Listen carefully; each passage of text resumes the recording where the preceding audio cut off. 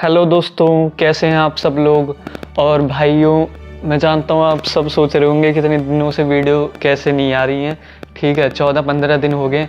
तो यार देखो, इसलिए नहीं आ पा रही है वीडियो क्योंकि मुझे फीवर हो गया था। ठीक है, और भी मतलब सिचुएशन ठीक ठाक ही है अभी भी, लेकिन मैं वीडियो बना रहा हूँ क्योंकि इस वक्त मैं बना सकता हूँ।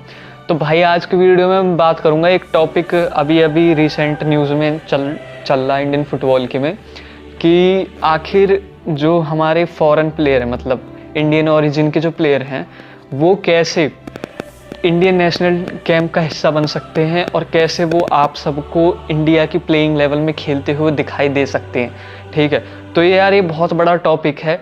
ठीक है, बहुत सारे लोग चाहते हैं कि ऐसा होना चाहिए कि हमें जो इंडियन ओरिजिन के प्लेयर जो कि यूरोपियन लीग और वर्ल्ड की टॉप लीग्स में खेलते हैं, उनको हमें सिटीजनशिप दे देनी चाहिए और उनको हमें इनवाइट करना चाहिए इंडियन नेशनल टीम के लिए खेलने के लिए। ठीक है, और बहुत सारे प्लेयर बोलते हैं कि हमें अपनी जो फुटबॉल की सिचुएशन है उसको इम्प्रूव करना चाहिए, अपने प्रोसीजर को इम्प्रूव करना चाहिए। ठीक है, अपने स्टैंडर्ड्स और बढ़ाने चाहिए ताकि हमारे जो इंडियन प्लेयर हैं, प्रॉपर इंडियन प्लेयर जो हैं, जैसे सुनील छेत्री, ठीक है, पुया, ऐसे प्लेयर जो हैं, जो यंग प्लेयर आएंगे आगे फ्यूचर में निकल कर, वो अच्छा परफॉर्म कर सकें और वो उनसे भी बेटर हों, जिनको हम इस टीम में लाना चाहते हैं, जिन इंडियन ओरिजिन प्लेयर को हम इस टीम में लाना चाहते हैं। ठीक है, तो यार देखो, मैं एक बात बताता हूँ कि ब्राज़ील, अर्जेंटीना, ठीक है, ये वो कंट्रीज़ हैं जिनको ज़रूरत नहीं पड़ती है किसी टाइप के फॉरेन प्लेयर को अपने देश की नागरिकता देनी कि, या फिर किसी ब्राज़ीलियन को जो कि मतलब यूरोप में खेलता है।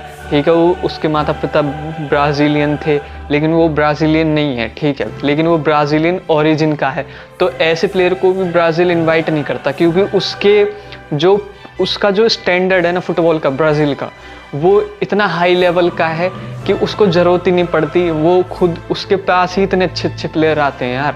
ठीक है, जैसे इंडिया का हाल क्रिकेट में है ना, सिंपल भाषा में ऐसे समझ लो कि जैसे इंडिया का हाल क्रिकेट में, उसे किसी भी इंडियन ओरिजिन प्लेयर को नागरिकता देने की ज़रूरत नहीं है उस इंडियन क्रिकेट टीम में खिलाने के लिए, क्योंकि हमारे पास ऑलरेडी इतने अच्छे प्लेयर आते हैं, हमारे डोमेस्टिक प्रोसीजर इतना अच्छा है। ठीक है, तो अब लेकिन जो लोग चाहते हैं ऐसा होना चाहिए कि फ़ुटबॉल में इंडियन ओरिजिन के प्लेयर को हमें इनवाइट करना चाहिए, तो उनके लिए क्या प्रोसीजर है, मैं उसके बारे में आज आप सबसे डिस्कस करने वाला हूँ। तो स्टार्ट करते हैं। क्या प्रोसीजर है भाई। देखो, अगर हम चाहते हैं कि इंडियन ओरिजिन का कोई प्लेयर है, ठीक है, वो इंडिया के लिए खेले, ठीक है, तो सबसे पहले तो उसे करना पड़ेगा कि उसको अपनी जो करंट सिटीजनशिप है, ठीक है, चाहे वो यूके का हो, चाहे वो फ्रांस का हो, चाहे वो किसी भी यूरोपियन कंट्री का हो, चाहे वो अमेरिकन हो, चाहे वो कैनेडियन हो, ठीक है, उसको वो सिटीजनशिप छोड़नी पड़ेगी। ठीक है, तो सबसे पहला जो प्रोसीजर है, उसको अपनी करंट सिटीजनशिप छोड़नी पड़ेगी, वो जिस भी कंट्री का नागरिक है फ़िलहाल। ठीक है, तो ये काफ़ी टफ हो सकता है क्योंकि आप चाहते हैं बेटर कंट्रीज़ में रहना, ठीक है, बेटर इन्वायरमेंट में रहना, ठीक है, तो वो क्यों छोड़ेंगे यार। मतलब मान लो कोई इंडियन अमेरिकन प्लेयर है, ठीक है, तो वो करंटली अमेरिकन है, ठीक है, तो वो अमेरिकन पासपोर्ट कैसे छोड़ सकता है, कैसे गिव अप कर सकता है उस पासपोर्ट को। वो केवल एक ही कंडीशन में गिव अप कर सकता है, अगर हम उसको बहुत ही अच्छा पैकेज दें, ठीक है, अगर हम उसको अच्छी मनी ऑफ़र करें, ठीक है, तो ही वो इस बारे में सोच सकता है कि वो इतना बड़ा स्टेप ले। ठीक है, तो दूसरा, अब मान लो किसी ने ऐसा कर भी लिया कि उसने अपना पासपोर्ट गिव अप कर दिया, ठीक है, उसने अपना अमेरिकन पासपोर्ट या फ्रेंच पासपोर्ट या फिर अपना इंग्लिश पासपोर्ट छोड़ दिया और इंडियन सिटीजनशिप के लिए वो अप्लाई करता है, तो सबसे पहले उसको क्या करना पड़ेगा कि सबसे पहले उसको रजिस्टर करवाना पड़ेगा अपने आप को एज अ OCI प्लेयर, यानी कि ओवरसीज सिटीजन ऑफ इंडिया। ठीक है, और उसको एटलीस्ट 5 ईयर्स, ठीक है, उसको 5 ईयर्स अपने इंडिया में रहना पड़ेगा।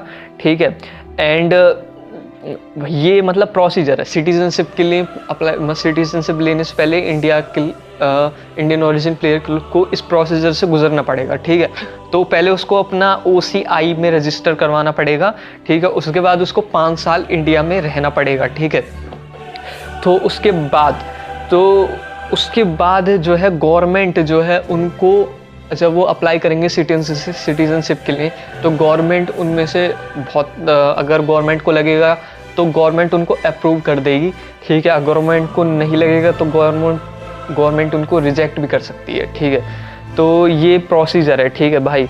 तो अगर गवर्नमेंट अप्रूव कर देती है उनकी सिटीजनशिप की अपील को, तो डेफिनेटली वो इंडिया में खेलते हुए दिखाई देंगे। तो भाई लेकिन ये जो प्रोसीजर है ना, ये एक्चुअली बहुत हार्ड है, ठीक है। अब इस प्रोसीजर में हम कैसे इसको इम्प्रूव कर सकते हैं, मैं आपको ये बताता हूँ, ठीक है। उस इम्प्रूवमेंट को लाने के बाद हमको इतना ह्यूज अमाउंट नहीं ऑफर करना पड़ेगा। जैसे मैंने आपको बताया कि वो अपना पासपोर्ट गिव अप करेंगे, ठीक है। और वो क्यों करेंगे, वो इसलिए करेंगे क्योंकि हमारा AIFF जो है वो उनको अच्छा अमाउंट, अच्छा पैकेज देगा, ठीक है, कि भाई हम तुमको सालाना इतने करोड़ों रुपए देंगे इंडिया के लिए खेलने के लिए, ठीक है। तो वो डेफिनेटली फिर विचार करेगा। तो इसमें हम इम्प्रूव कैसे कर सकते हैं ताकि हमारी मनी बचे। और AIFF इतना ज़्यादा रिच नहीं है कि वो इतनी ज़्यादा पैसे बांटेगा। डेफिनेटली वो इंडियन ओरिजिन के टॉप प्लेयर को रिक्रूट करना चाहेगा, और टॉप प्लेयर जो कि टॉप लीग में खेलते हैं उनकी डिमांड भी टॉप वाली होंगी। वो टॉप पैकेज ही के लिए ही आपके लिए खेलते हुए दिख सकते हैं। अगर आप उनको अच्छी मनी नहीं देंगे तो नहीं होगा।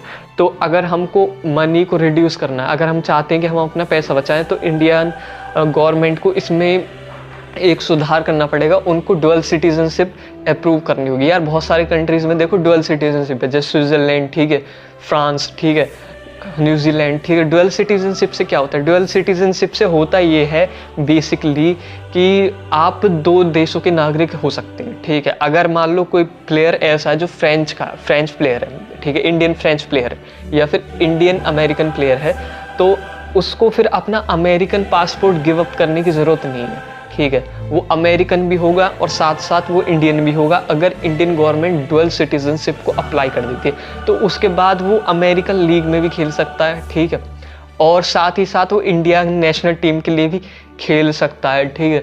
तो उसमें हम अपना पैसा बचा सकते हैं।